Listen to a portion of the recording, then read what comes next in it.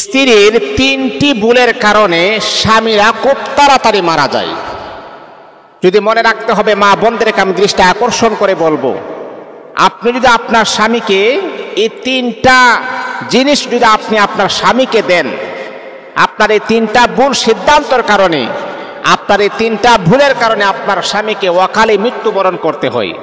মনে রাখতে হবে, এটা আমার কথা নয়, মেডিকেল সায়েন্স তারা এটাকে প্রমাণ করেছেন। এখন বলতে পারেন যে হুজুর, হায়াত আর মৌত আল্লাহ পাকের হাতে, তাহলে এটা কেন? দেখেন, হায়াত আর মৌত আল্লাহ পাকের হাতে, যদিও হায়াত আর মৌত আল্লাহ পাকের হাতে, কিন্তু আপনি এমন কিছু কাজ করলেন যে কাজটা করার কারণে আপনি অতি তাড়াতাড়ি আপনি অসুস্থ হয়ে যাবেন। আর মানুষ অনেক সময় দেখবেন, একটা মানুষ যখন অসুস্থ হয়ে যায়, কষ্টের ভিতরে থাকে, ডিপ্রেশনের ভিতরে থাকে বা টেনশনের ভিতরে থাকে, তখন ওই মানুষটা আল্লাহ পাকের কাছে দোয়া করে, আল্লাহ এই জীবনের চাইতে আমার মৃত্যুটাই অনেক কাম্য, আল্লাহ আমাকে মৃত্যু দান করো। তাহলে একটা মানুষ কি পরিমাণ কষ্টের ভিতরে থাকলে, কি পরিমাণ প্যারা এবং ডিপ্রেশনের ভিতরে থাকলে এই আফসোসটা আল্লাহ পাকের কাছে ব্যক্ত করতে পারে। এই জন্য মা বোনদেরকে আমি বলবো, আপনি কেমন স্ত্রী, আপনি কেমন স্ত্রী যে আপনার আচরণের কারণে, আপনার ব্যবহারের কারণে আপনার স্বামী আল্লাহ পাকের কাছে মৃত্যু কামনা করে। আপনি যতই নামাজ পড়েন, আপনি যতই রোজা রাখেন, আপনি যতই হজ করেন, আপনি জান্নাতে যেতে পারবেন না। ও আমার মা বোনেরা শুনেন, আপনাদের এই তিনটা ভুলের কারণে আপনার স্বামী খুব তাড়াতাড়ি ইন্তেকাল করেন, পৃথিবীর জমিন থেকে বিদায় হয়ে যান। এমনকি আল্লাহ পাক রব্বুল আলামিনের কাছে মৃত্যু কামনা করে, আল্লাহ এই দুনিয়ার আর থাকতে আমার মন চাই না, আল্লাহ তুমি আমাকে নিয়ে যাও। মা বোনেরা গো, কেমন কষ্ট আপনি আপনার স্বামীকে প্রদান করলেন, কেমন কষ্ট আপনি আপনার স্বামীকে দিয়েছেন, যার কারণে আল্লাহ পাক রব্বুল আলামিনের কাছে মৃত্যু নসিব চাই, মৃত্যু দায়ে চাই। আল্লাহ, এই পৃথিবীতে আমি আর থাকতে চাই না, আল্লাহ আমি আর থাকতে চাই না, তুমি আমাকে এই মুহূর্তে মৃত্যু দিয়া দাও। আমার দুনিয়া থেকে আমার থাকার চেয়ে না থাকাটাই আমার জন্য সবচাইতে বেটার, আল্লাহ তুমি আমাকে মৃত্যু দিয়া দাও। তাহলে কি এমন ভুল বা কি এমন প্যারা দিলেন আপনি আপনার স্বামীকে? মনে রাখতে হবে মা বোনের, এক নাম্বার হচ্ছে, যদি কোনো স্ত্রী তার স্বামীকে পেরেশানি দেয়, মানে পেরেশানি কি, যে একের পর এক পেরেশানির ভিতরে রাখে, একের পর এক তাকে পেরেশানি হয়রানির ভিতরে তাকে রাখি। দেখবেন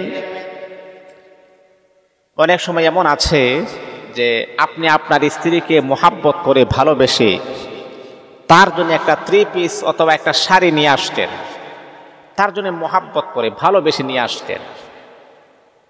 ঘরে যখন নিয়ে আসতেন, আপনার স্ত্রী বলে, কি কাপড় নিয়ে আসলো, এটা তো আমার পছন্দ না। কি কাপড় নিয়ে আসলো, এটা আমার পছন্দ না, এই কাপড় আমি পরবো না।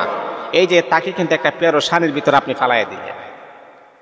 এই বেচারা খালি ভাববে আর চিন্তা করবে, হারে আমি এত মোহাব্বত করে কাপড়টা নিয়ে আসলাম, এত ভালোবেসে আমি আমার কাপড়টা নিয়ে আসলাম, নিজে না খেয়ে টাকাটা দিয়ে আমি আমার স্ত্রীর জন্য কাপড়টা নিয়ে আসতে, আর সে এটা পছন্দ করে নাই।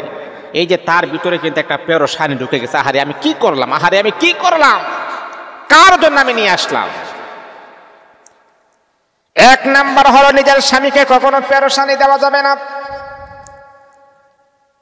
যদি আপনি পারেন তাকে মোহাব্বত করবেন, তাকে ভালোবাসবেন, ভালোবেসে মুস্কি হেসে হেসে তার সাথে আপনি কথা বলবেন, তাহলে আল্লাহ পাক রব্বুল আলামিন অত্যন্ত বড় খুশি হবেন। 2 নাম্বার হলো, আমার আপনার নবী মুহাম্মাদুর রাসূলুল্লাহ সাল্লাল্লাহু আলাইহি ওয়াসাল্লাম বড় সুন্দর করে বলেন, স্ত্রী যেন তার স্বামীকে কখনো কোনোভাবে যেন প্যারা না দেয়, কোনোভাবেই যেন তাকে যেন প্যারা না দেওয়া হয়, তাকে যেন ডিপ্রেশনে যেন না রাখে, তাকে যেন টেনশনের ভিতরে না রাখে। আর 3 নাম্বার হচ্ছে প্রেসার দেওয়া, না অতিরিক্ত প্রেসার আপনি প্রয়োগ করবেন না। আমার এই লাগবে, আমার সেই লাগবে। আপনার স্বামী ইনকাম করে মাত্র 5,000 টাকা, এখন যদি আপনি আপনার স্বামীর কাছে আবদার করেন 10,000 টাকা দিয়া আমার এটাকে কিনে দিতে হবে, তাহলে কিভাবে আপনাকে কিনে দিবে? এই যে অতিরিক্ত অতিমাত্রা প্রেসার যে আপনি প্রয়োগ করতেছেন, আপনার স্বামী হঠাৎ করে স্ট্রোক করে পৃথিবীর জমিন থেকে বিদায় হয়ে যাবে।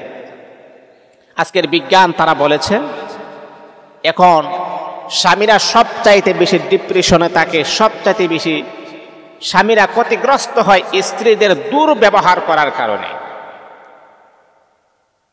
যে স্ত্রী তার স্বামীকে অতিমাত্রা প্রেরণা দেয়, ডিপ্রেশনের ভিতরে রাখে, সেই স্বামী বাস্তব সে জাহান্নামের ভিতরে আছে।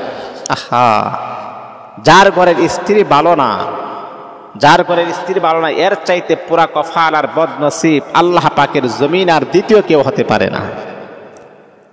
যার ঘরের স্ত্রী ভালো না, আপনি অনেক টাকা পয়সার মালিক হতে পারেন, আপনার টাকা পয়সা ব্যাংক ব্যালেন্স ঢাকা গুলশান বাড়ি দ্বারা, অথবা বিভিন্ন ইউরোপ কান্ট্রিতে, আমেরিকা বলেন, রাশিয়া বলেন, বিভিন্ন দেশে, ফ্রান্স ইটালিতে বলেন, আপনার বাড়ি থাকতে পারে, আপনার গাড়ি থাকতে পারে।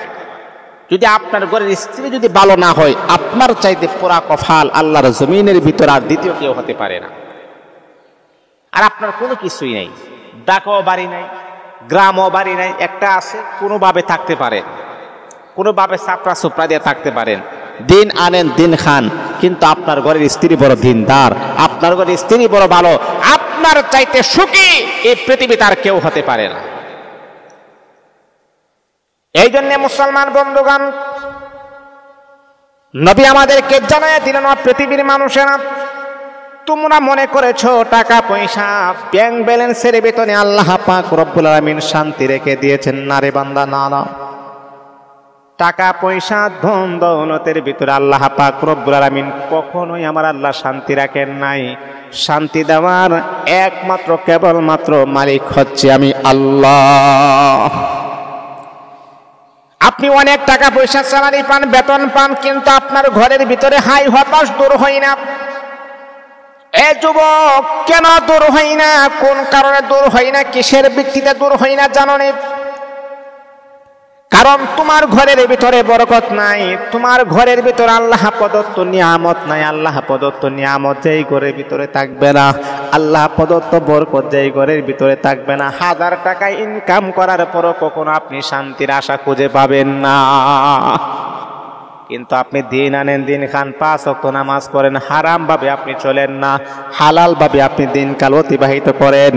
আপনার টাকা পয়সা ব্যাংক ব্যালেন্স না থাকতে পারে, কিন্তু আপনার মতো শান্তি আর আপনার মতো ভালো মানুষ আল্লাহর জমিনের ভিতরে আর কেউ নাই।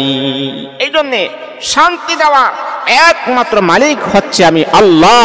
টাকা পয়সার ভিতরে কখনো শান্তি আসে না। আল্লাহু আকবার, আল্লাহু আকবার। যারা এটা ভাবেন তারা বোকার সাগরে বসবাস করতেছেন। যারা ভাবেন টাকা পয়সা মানুষকে শান্তি দিতে পারে, আপনারা আসলে বোকার সাগরে বসবাস করতেছেন। না না, টাকা পয়সা শান্তি দিতে পারে না। শান্তি দেওয়ার মালিক তো আল্লাহ। মানুষ কিভাবে টাকা পয়সা শান্তি দিবে? এই জন্য এই বিশ্বাস, এই ভরসা রাখতে হবে। আর মা বোনদেরকে আমি বলবো, স্বামীদের সাথে 3টা আচরণ কখনো করবেন না।